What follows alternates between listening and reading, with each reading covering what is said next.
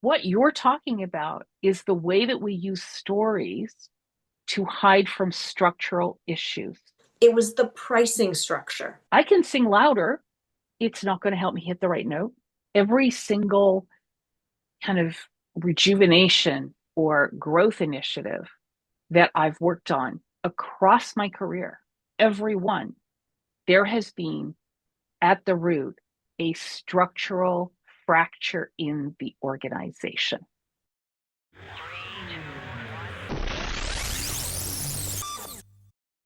One of the most unsettling moments for most leaders isn't actually failure.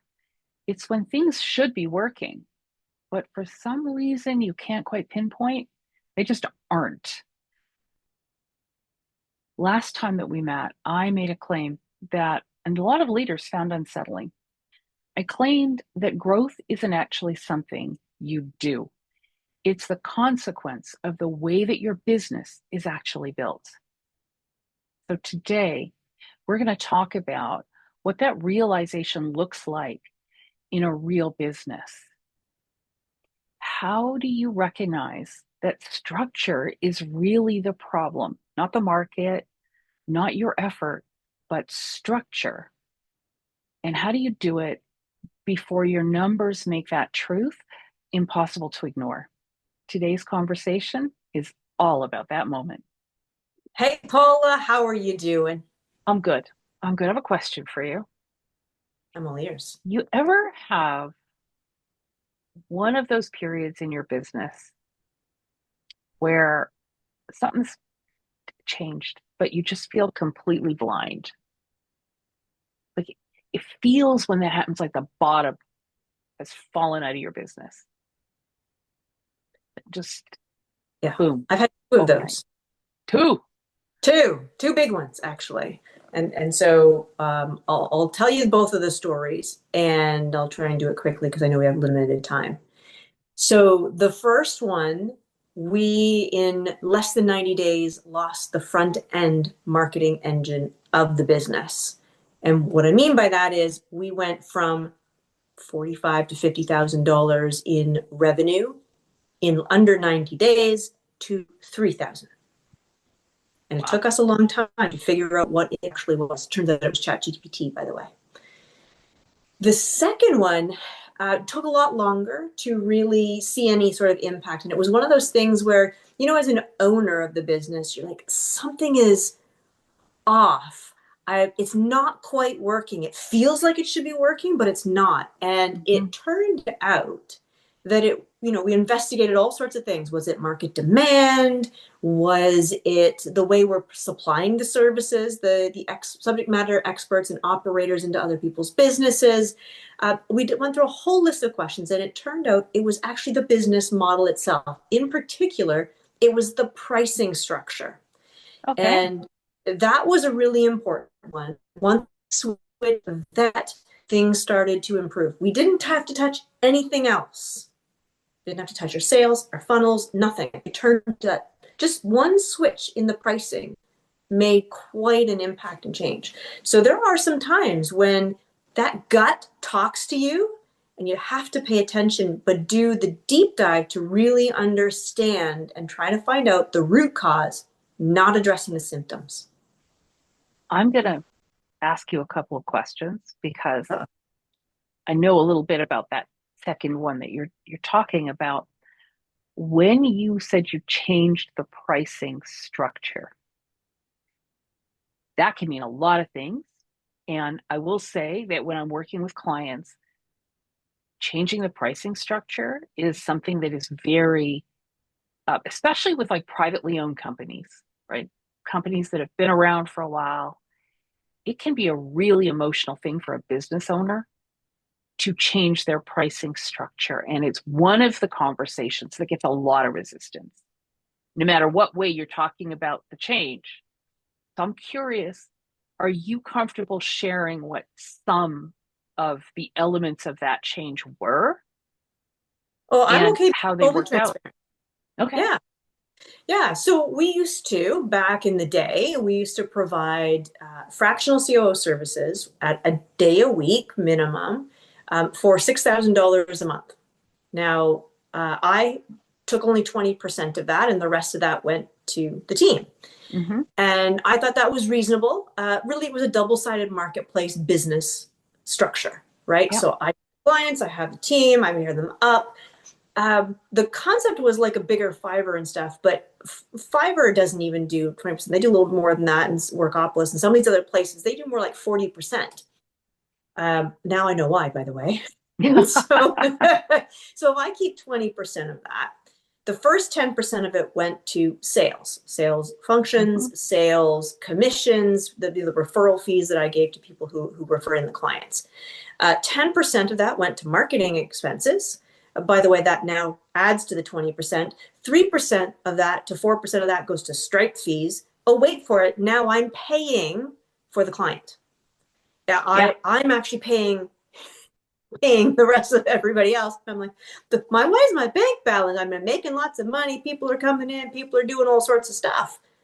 I had to change the business model, and so we needed to boost it from 6,000 to 7,500, which then allowed. And it was still a very thin amount that went to the contribution to operating the business as it was. Of course, those who were the team members who were being assigned to the client files, they weren't happy because, well, you charge more, but I'm not getting more. I'm like, yeah. And just so you know, now I can eat a little bit.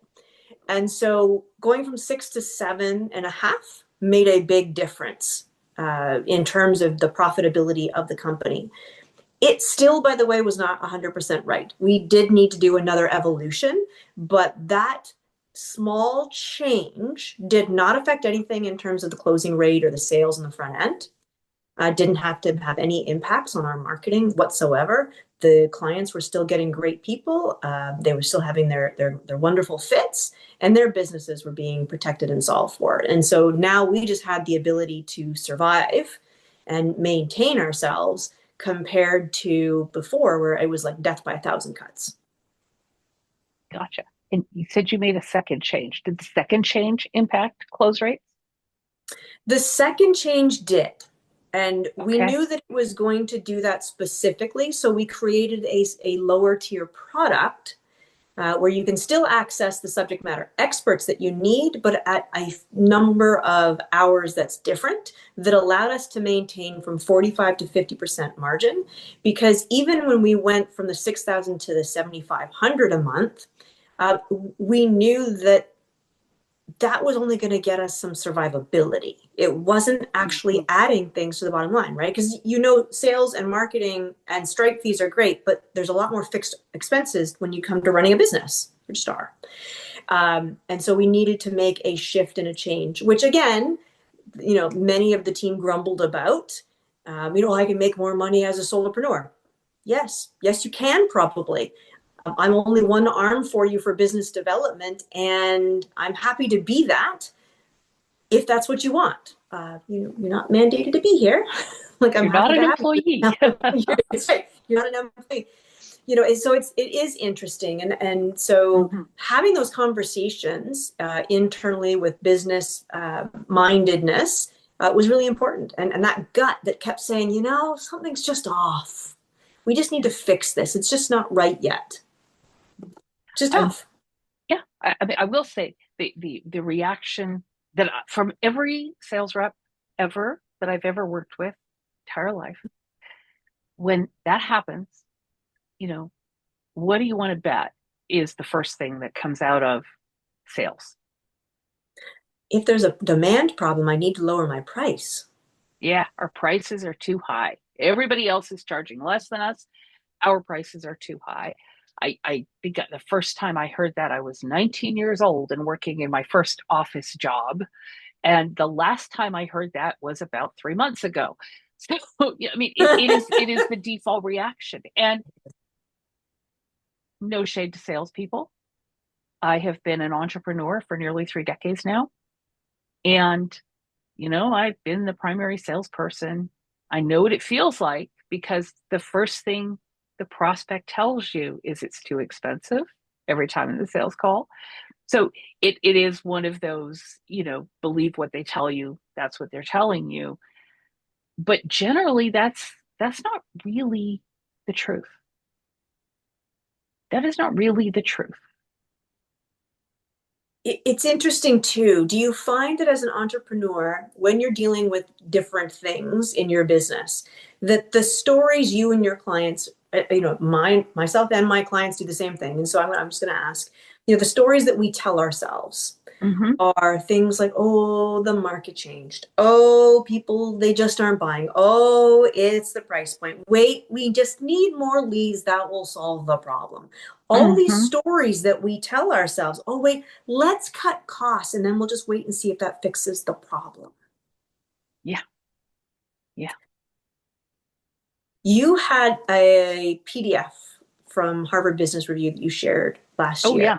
And I love that because it really talked to some of these stories that we tell ourselves, I think, and about giving data to which strategies are best. And it was about being strategic, and it was about taking the time, slowing down for Hmm. just a minute, and looking at the story we're telling ourselves, but digging into it for the root cause. Hmm. Well, I think I don't think, I know there is more to it than just the stories we tell ourselves. There's also the stories that are being told to us. And in our hyper connected world, every story we're being told today is a marketing message from someone who has an agenda in our believing that story. Every single one. You mentioned when we were chatting just before we hit the record button, Stephen Bartlett. Yeah. Very popular podcast. Yeah. Very popular podcast. If you watch that podcast, there are a number of promotional blurbs throughout the podcast for products that the host invests in, products that the host is supporting, whatever it might be. If you look at the content of those podcasts, they support in many ways some aspect of that product. The product that's being pitched is in always very well aligned. I mean, brilliant marketing to the conversation at hand. Yeah. The same is true of things like AI, right? AI is going to change the world. That was a really great narrative. AI is going to eliminate jobs. Really great narrative. Um, I, by the way, might be the weirdest technophile you've ever met because I am highly skeptical of the narrative around it. I've just seen it play out so many times. Video killed the radio star, except we still have radios in our cars. The internet was going to kill bricks and mortar retail. Um, and yet, Best Buy is still a thing, you know, Target's still a thing. I still go to Walmart for my groceries, so maybe not. Everything is the death of the thing that came before.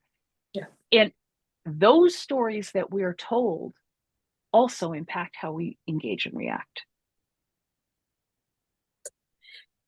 And not just how we're told, what we start to internalize and think Yeah. about for ourselves. And it's interesting, isn't it? Let's talk Yeah. about AI for a minute related to that, because it is the panacea. Everybody's like, oh, this is going to be the greatest thing since sliced bread.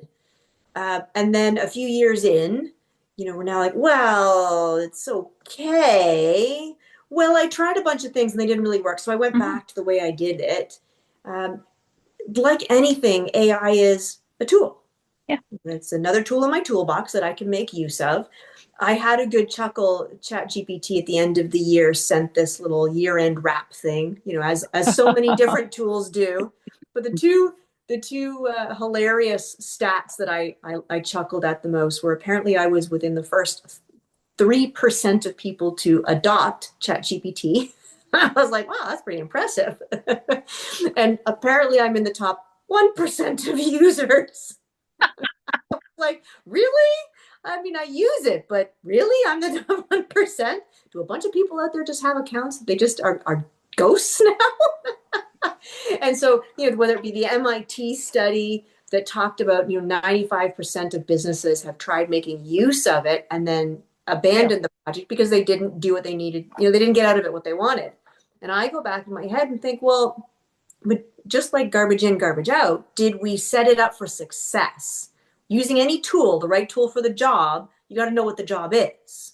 Absolutely. You've just nailed it, and it's a fantastic segue, um, because I mean I could spend the next 10 minutes talking about AI, 20 minutes happily, and what it's amazing at, and we have about 5 minutes left. So I won't open that can of worms, as tempted as I am right now. But One of what these you're days, talking though. about, totally, what you're talking about is the way that we use stories to hide from structural issues. The stories that we're telling ourselves are paint on the wall, but if we haven't fixed the foundation that's underneath, and every every single recovery, business recovery, every single kind of rejuvenation or growth initiative that I've worked on across my career, every one, there has been at the root a structural fracture in the organization every single time. And it's not really the tactics. We get so obsessed with, I need to do email marketing. I need social media. I got to be on social media. I need to post more often. I need to go to trade shows. I need to, and we have all these things we need to do. It's that action bias creeping up. But it really doesn't matter. I cannot sing. I can't. I have tried. I have failed my entire life. I love music. I cannot sing. I can sing louder. It's not going to help me hit the right note. I can sing more songs. Doesn't increase my chances of hitting the right note. I mean, I suppose if I played more music in the background, eventually somebody would hit a note that matched what's coming out of my mouth, but then I would probably change the note. We do the same thing with our businesses. We try not to look too close at the structure because it feels like work. But if the systems, the engines that run your business aren't all rowing in the same direction, you're never going to get traction. And you can have your salespeople pounding the pavement, and you can have your marketing team out there yelling from rooftops. And if what they're talking about doesn't match what your operating engine, your people are actually delivering, or if the culture and the why and the guiding principles that your leadership team is spewing, espousing out in the world don't match how they treat their people on the ground, you won't get traction. Yeah. And I see so many businesses where those engines, they're breaking down, they're not working together, they're stumbling. It's and it's both the most difficult and the easiest thing to fix because you have total control. You have total control over the systems that operate your business. You don't have to get permission from anybody to change the way your business operates. You talked about it at the beginning of this call with changing your business model. You didn't have to go, you know, I mean, if you're part of a larger company, yes, you have a board you have to talk to. True. But for most small businesses, and by small businesses, I mean 100 or less employees, right? Privately owned, it's generally a small group of people that are making the big decisions together. It's not a complicated thing. You can change the way those engines operate, but feels very risky. Yeah. All of the change that we're talking about in here, I think Mm-hmm. still comes down to the being bold and vulnerable at the same time at understanding the current state of affairs in the company. Whether you take the time to do a gap analysis, whether you sit there with thinking time. I mean, I love the concept of thinking time. I think it's Yeah. really very beneficial for owners and leaders.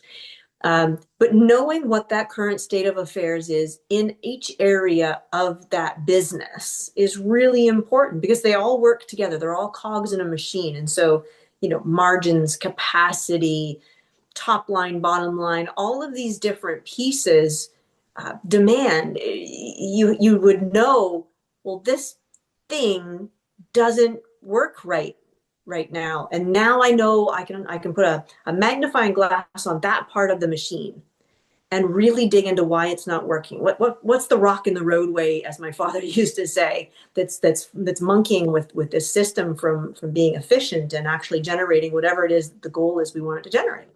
Yeah. Yeah. I think if I were running a 100-person company today and I were facing the uncertainty that is being faced, I would get my butt out of my office, put on my hard hat, and walk down to the shop floor. And I would spend 15 minutes having a conversation with the people who actually do the work that generates the output that creates money for my business.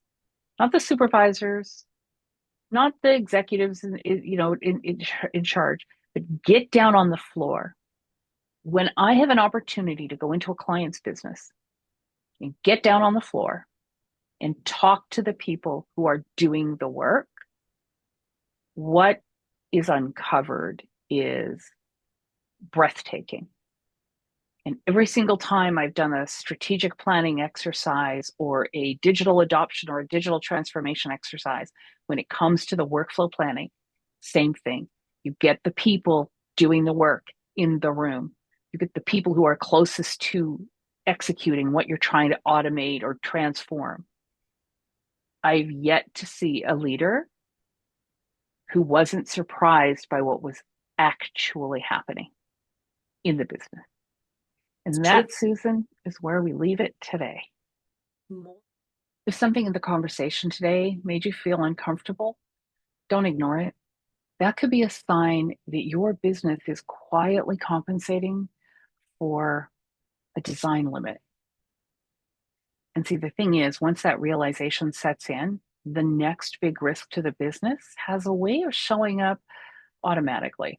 Because the thing is, as leaders, when we recognize that design issue, we instinctively try to execute our way out of it. And when that doesn't work, well, our frustration tends to get pointed at all the wrong things, and that causes a whole host of problems. So, in our next conversation, Susan and I are going to dig into what happens and why capable teams have a tendency of getting blamed for not meeting goals using systems that were never designed to deliver the outcomes their leaders are now demanding. And in the meantime, thank you for joining us. Don't forget to hit that like and subscribe button before you go and tap that notification bell so that you make sure you get notified of the entire 12-part series.